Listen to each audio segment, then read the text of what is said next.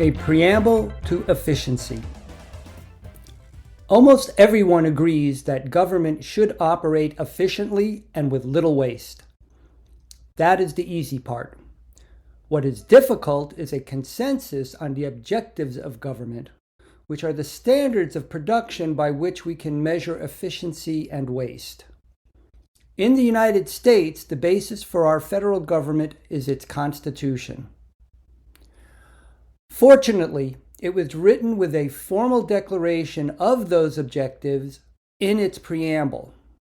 Quote, "We, the people of the United States, in order to form a more perfect union, establish justice, ensure domestic tranquility, provide for the common defense, promote the general welfare, and secure the blessings of liberty to ourselves and our posterity, do ordain and establish this Constitution for the United States of America." Unquote.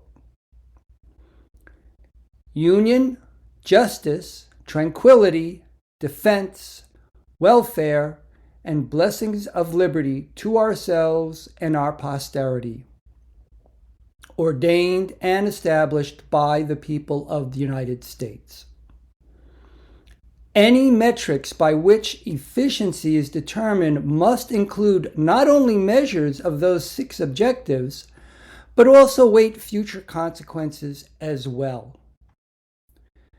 This implies that something like the present value of future experiences of these goods, with a capital G, and not just goods, with a small g, would be included in such an objective function.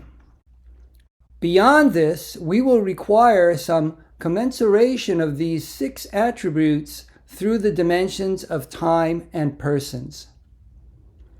Since efficiency is measured by its distance from an ideal, such as Carnot's engine, the U.S. government efficiency should be measured relative to the ideals found in the preamble. To paraphrase the Declaration of Independence, a decent respect to the opinions of our citizens requires that those discerning what is inefficient declare the measures which impel them to their determinations. If we are to benefit from a more business-like approach to running government, we will want to be able to understand the value added by each of these goods. A challenging task. However, we can see the way forward through the following exercise in calculating value added when going to see a movie. First, how much would you be willing to pay to go see a movie in a theater by yourself? Second, how much would you pay to go see the same movie in the same theater at the same time, but now with a group of friends? When I've asked students in my economics classes, it was about a $5 to $10 difference. Typically $5 to go alone, $10 to $15 to go with friends. The imputed value of the movie itself is only about $5. The value added of having friends to go with was even greater than that.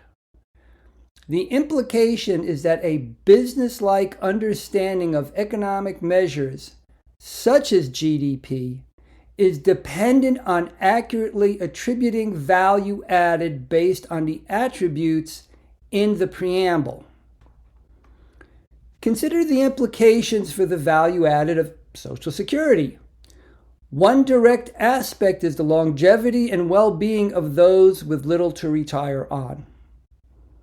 Another aspect is that without this bit of a safety net, it would necessitate being employed longer.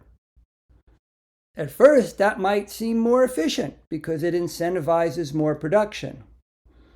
Yet, as seniors work longer, there is a greater delay in young adults developing careers as intervening generations wait as well.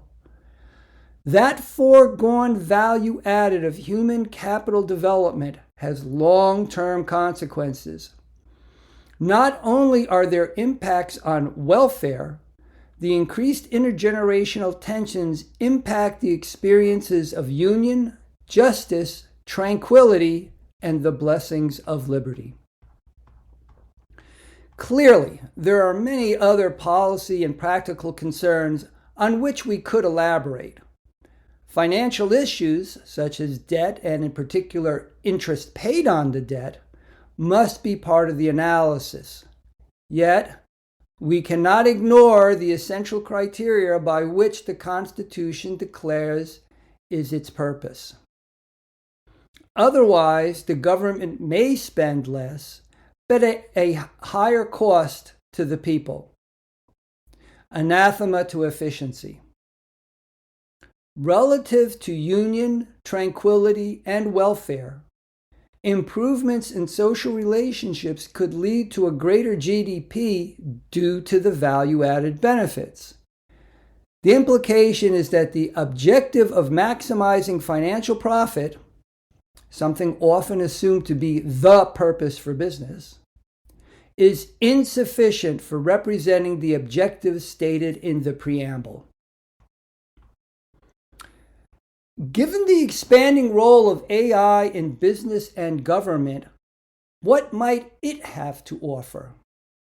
Using ChatGPT 4.0 and the prompt, suggest a set of metrics to measure government efficiency based on the standards in the preamble of the U.S. Constitution, it responded with the following, quote, "To measure government efficiency based on the ideals outlined in the preamble of the U.S. Constitution, we can develop a set of metrics that align with each of the core objectives: union, justice, tranquility, welfare aspect of the government's role, and the metrics would need to reflect both the processes and outcomes associated with achieving them."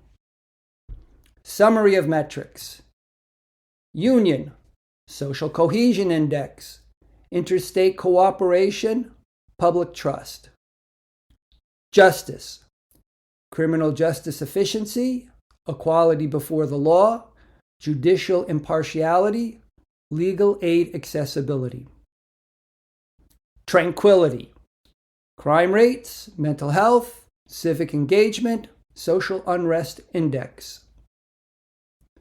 Welfare, poverty rate, healthcare access, education quality, economic opportunity, social safety net utilization.